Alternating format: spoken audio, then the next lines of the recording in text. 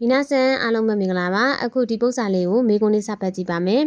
အိုကီယာကုဆာမာနိုဆိုစီကျူကာကုအဲ့တဲ့ရဲ့ဆိုစီကျူကာကုဆိုတာကစုစုပေါင်းကြာတင်ငွေကိုပြောတာစုစုပေါင်းကြာတင်ငွေက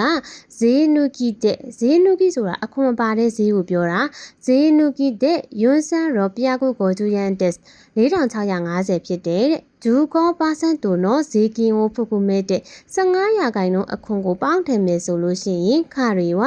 ဒိုနိုကူရာယီနိုကင်ငါကိုဟာရာဝဟီဆိုယောကအာရီမက်စ်ကဘလောက်ပေးစီရမလဲပေါ့နော်တာဒါစီကိုတာကိုအေရန်တဲ့ကိုတာဆိုင်မှန်ကန်တဲ့အဖြေကိုရေးစီပေးပါတဲ့မိကုန်းတို့ပြင်ပြီးရင်ပြောပြပါမယ်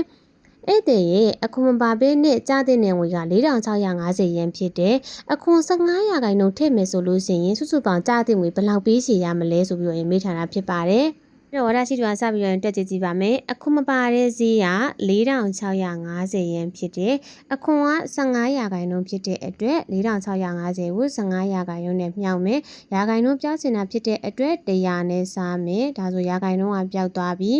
100နဲ့စားတော့0.15ပေါ့နော်အဲ့ 0.15 နဲ့4650နဲ့မြှောက်မယ်ပေါ့နော်